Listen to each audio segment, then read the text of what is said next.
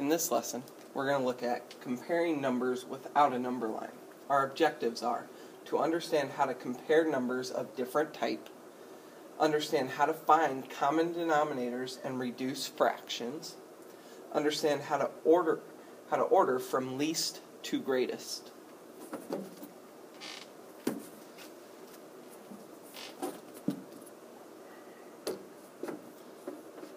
Again, we're going to get straight into this because there's no vocabulary.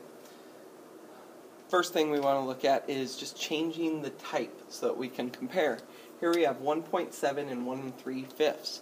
The best way to do this is if they are both in the same type. Either they are both mixed numbers or they are both decimals.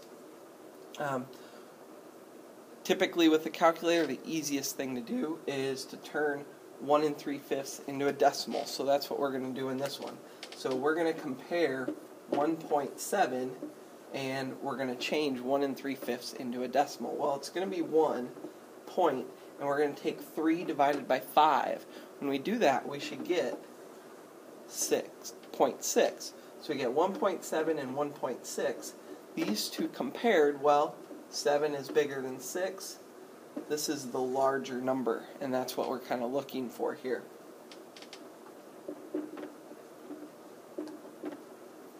Okay, then we have an improper fraction and a mixed number. Well, a lot of times the easiest thing in this situation is to turn the mixed number, or the improper, into a mixed number. So we have 5/4. We're going to turn 5/4. Well, how many 4s go into 5? There's one of them. 1 4 gives us 4, so 5 minus 4 is 1. So we have 1 1/4 and 1 1/2. Okay, these still aren't exactly comparable without a number line because they have different numbers on the bottom. So what we need is common denominators. Okay, so we're going to practice this more later, but the idea of common denominators is to change the denominators so that they're the same. So while 4 and a 2 can both become 4, so I'm going to leave this 4 the way it is.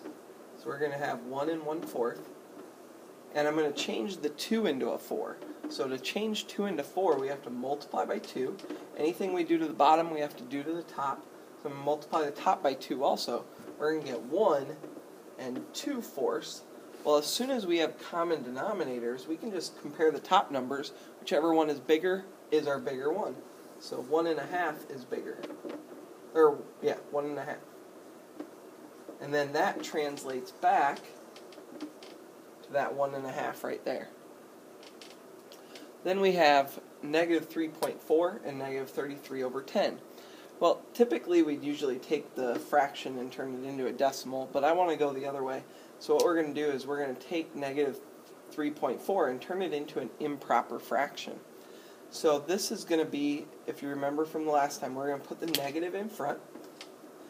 If we want it to be improper, we just use the number without the decimal. So we have 3.4, we're going to use 34. And then we need the place value here, which is the tenths place. So we're going to put a 10 on the bottom. So what we have is negative 34/10 compared to negative 33/10. These have the same denominator, so we can just compare the top numbers. So this is a negative 34, and this is a negative 33. Well, remember, negatives are always opposite of positives. So in this case, negative 34 is actually smaller than negative 33. So this right here is our bigger number.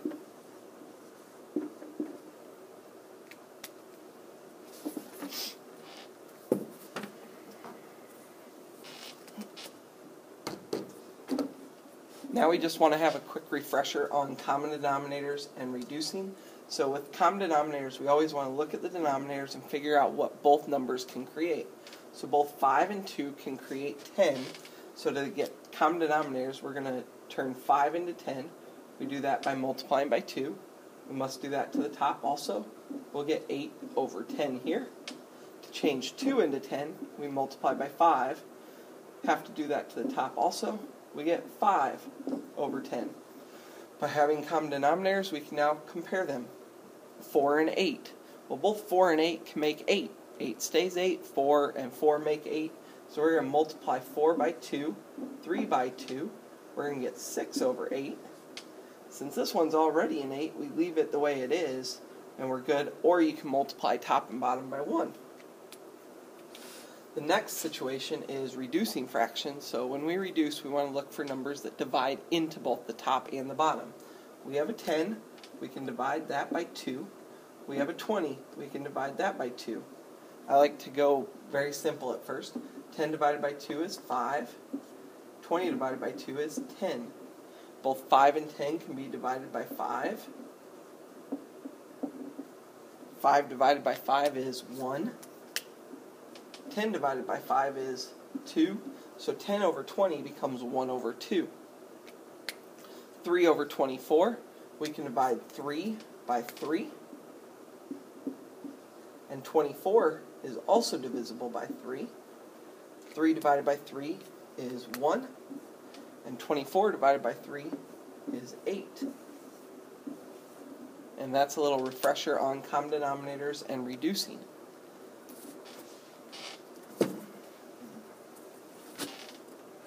So the end-all be-all for this is to be able to put numbers from least to greatest. Well, the smallest numbers have to have negative, are typically going to be negative. So we're going to focus our parts right now on just the negative numbers. So here are 3 negative numbers. And the bigger a number is as a positive means the smaller it is as a negative. So this has a -1, a -1, and a -2. So the -2 has to be our smallest. Because if it was positive, it'd be our biggest. So we need to compare -1/2 and -1.7. We need to figure out which one's smaller. Well, we can take 1 over 2 and divide it out and get -1.5. We've got 0.5 and 0.7. Well, 0.5 is smaller than 0.7, but because they're negatives, that gets reversed. And -1.7 is our next smallest, leaving us with -1.5, but we should always revert back to the original, which is -1.5. Okay? Our next process is to focus on our positive numbers. Well, 3 is obviously going to be bigger than these because this has a 0, this doesn't have a whole number, so 3 has got to be our biggest.